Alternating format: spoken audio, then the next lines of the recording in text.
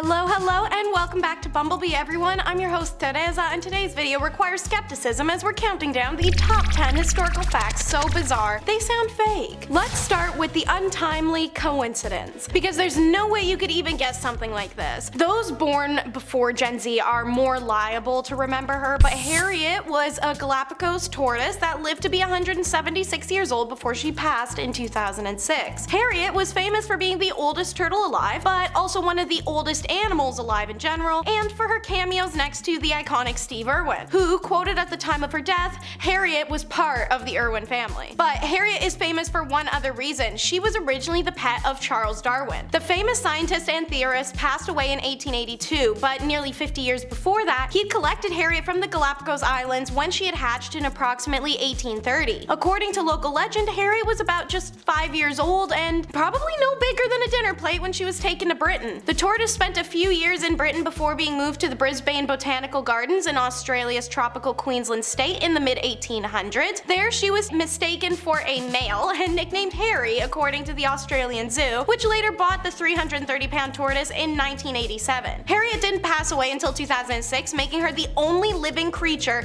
in the 21st century to have met the creator of the theory of evolution, let alone also be owned and adored by the Irwin family. What a life for that tortoise. By the people, for the people. Da Sato. VW wasn't actually by the people though, especially the notorious VW Bug, which shockingly was designed by Ferdinand Porsche in the 1930s at the behest to the push-broom mustached twit Adolf Hitler.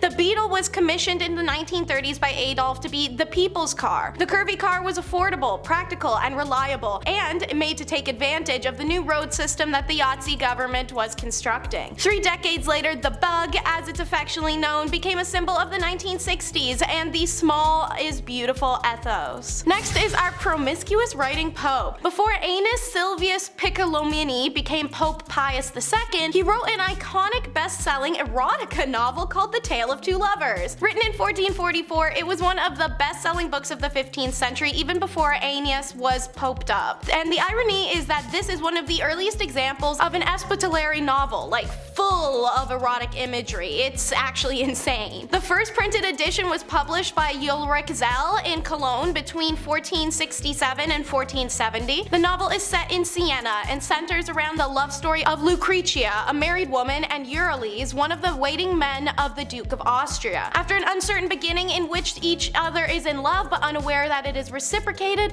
they begin a correspondence which takes up much of the rest of the novel in a passionate, sultry affair that's been making folks tingle since the 1400s. So yeah, the Pope wrote some Wattpad fanfiction. And here's a weird one that feels illegal. Who's older? Is it the Aztec Empire or Oxford University? Well, the answer is absolutely bonkers, because even though Oxford isn't the oldest university in the world, it is one of the oldest, and it's somehow actually even older than the Aztecs. Mind-boggling as though it may seem, the University of Oxford first opened its doors to students all the way back in 1096 and was a full-fledged university with student housing and specific curriculum by 1249. Meanwhile, the Aztec Empire was said to have originated with the founding of the city of Teotihuacana at Lake Texcoco by the Mexicana, which occurred in the year 1325. Now obviously Aztecs are a harder timeline for us to follow, and we learn more and develop every day, but it's insane to me that in one place we created a university, and in another they were creating grand societies from their bare hands that we'll never understand how they accomplished. Wild world we live in. Struggling to feel confident in a decision?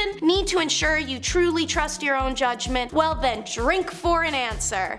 Making important decisions can be stressful, whether it's what university to accept admission to, or having to write a will, or give your ex his Dyson vacuum back. We all love those. And lots of people can second guess their own decisions, which is why most people would think it's wise to make important decisions when they're sober. But the ancient Persians had a different view on that matter. Traditionally, whenever they made an important decision, they'd get drunk immediately after and then debate it to determine whether or not it was the right choice. They believed that a person couldn't lie when they were drunk, so if they felt the same way about their decision after consuming copious amounts of wine, then they figured it was the right one. According to the ancient Greek historian Herodotus, this could be a officials making battle plans, or a couple deciding it's time to buy a house. Whatever decision, pour them glasses, kick the feet up, and get to discussing. Avengers assemble to smoke 2,283 plus Yahtzees, and these original Avengers are arguably better than the fictionalized depiction based on them. The Avengers, originally called Naham, meaning vengeance in Hebrew, was actually a Jewish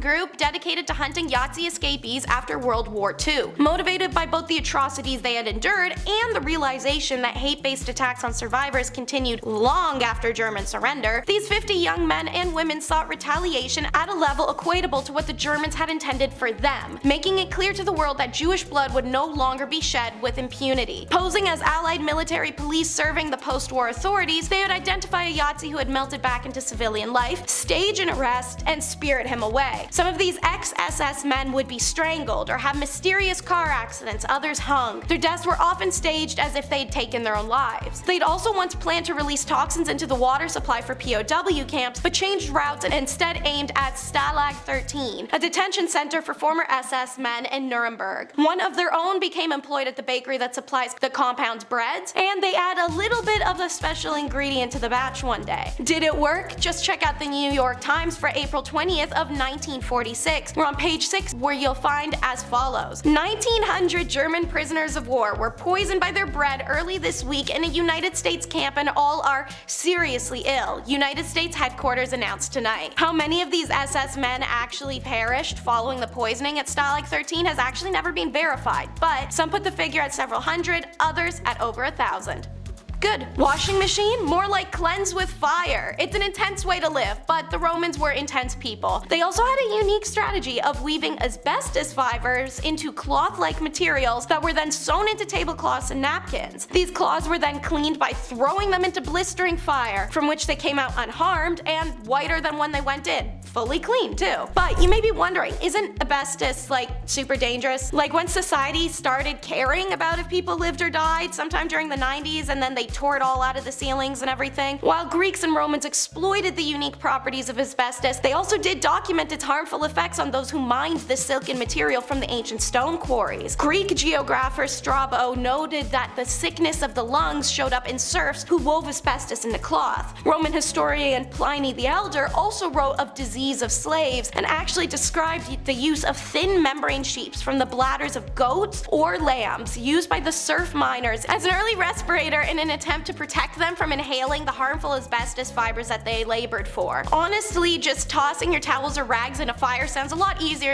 and cheaper than buying detergent, softener, scent sprinkles, dryer sheets, and paying a water bill, so maybe it was worth inhaling a bunch of dangerous chemicals. Next up is little gold hats. I love this because none of you will expect where I'm gonna go with this from that title. During the middle of the 14th century, Queen Isabella of Bavaria introduced dresses that were open in a plunge down to the navel. Why do this in an era of frugal modesty? Why, to show off her diamond-encrusted piercings, of course. Women began wearing these necklines so low that half the breast was exposed, and they'd quite literally decorate their nips with piercings, or if not pierced, little golden hats. These rings were worn on both breasts and linked together with golden chains in between that were said to have the following benefits. They help enlarge the nips and keep them stimulated, thus they'd be more sensitive and attractive. It prevents them from ever becoming inverted. Your girls will grow more evenly. And additionally, Victorian England recommended it to aid in breastfeeding, which sounds like a Victorian era medicine thing at its finest. So yeah, step out the door in the 14th century and you might see a woman quite literally falling out of their dresses with chests covered in jewelry. You don't want this smoke, or do you? In 1908, New Yorker Katie McCulkey was arrested for striking a match against a wall and lighting a cigarette with it. Why? Because this is a violation of the Sullivan Ordinance, a city law banning only women from smoking in public. Many of you are probably familiar with the suffragettes and women's struggle for the right to vote. Not as many know that women had to fight for the right to smoke too, and that these movements strangely went hand in hand. In 1929, a group of women took to the streets, smoking cigarettes and carrying signs stating that cigarettes were torches of freedom. This is considered the first wave of feminism in the US, and women used cigarettes as a symbol of emancipation emancipation and equality with men. Before the 20th century, smoking was seen as a habit that was corrupt and inappropriate for women. Dutch painters used cigarettes as a symbol of human foolishness in the 17th century, and in the 19th century, cigarettes were perceived as props of fallen women and women of the night. Going as far as the International Tobacco League lobbying for filmmakers to refrain from women smoking in movies unless they were portrayed as a discreditable character. Even some women's groups asked young girls to sign pledges saying that they would not use tobacco. These groups saw smoking as an immoral activity and a threat. Yet during World War I, as women took the jobs of men who had gone to war, they also began smoking even though it was still considered a taboo act. Cigarettes were a way for women to challenge the social norm and fight for equal rights as men. Eventually, for women, the cigarette came to symbolize rebellious independence, glamour, seduction, and sexual allure for both feminists and flappers. And now for a Titanic-sized coincidence, how two separate fictional books depict the tragedy of the Titanic in remarkable ways. They include details that share eerie resemblance to what happened during the real-life catastrophe. The first work was written in 1886 by W.T. Stead, a prominent spiritualist and investigative journalist. In his story, the protagonist is a sailor named Thompson who grows concerned over the lifeboat shortage on deck. Sure enough, the liner collides with a small sailing ship in the fog and there isn't enough lifeboats. Stead concludes this book with a word of advice. This is exactly what might take place and what will take place if liners are sent to sea short of sailboats. In a horrible twist of fate, Stead actually lost his life in the Titanic disaster, and in another strange twist, he reportedly was always convinced he'd either die by hanging or drowning his whole life. The second novel is The Wreck of the Titan, or Futility, by Morgan Robertson, and it boasted even more startling similarities to the sinking of the Titanic. The story follows the fictional ocean liner called the Titan, which ultimately hits an iceberg in the North Atlantic and it sinks. Like the Titanic, the Titan was described as the largest ship afloat at the time in its novel world. In fact, the sizes and lengths of the ships are actually quite close, as well as the speed at which they crash into the iceberg. Both liners naturally have a dangerous shortage of lifeboats as well. And the last weird coincidence is in the story The Titan, it was also dubbed unsinkable and then proceeded to sink on a cold April night. The Titan sinking only has 13 survivors out of the 2,500 on board. Over 1,500 people died on the Titanic, while 705 survivors made it out. After the sinking of the Titanic, the book was reissued and Robertson was labeled as a clairvoyant. He said that he simply was knowledgeable about maritime operations, saying, "I know what I'm writing about, that's all." Alright, we are now at the end of our video. I hope you guys enjoyed. Be sure to like and subscribe to keep up with more Bumblebee's regularly posted content, and comment down below any bizarre history facts you may know about.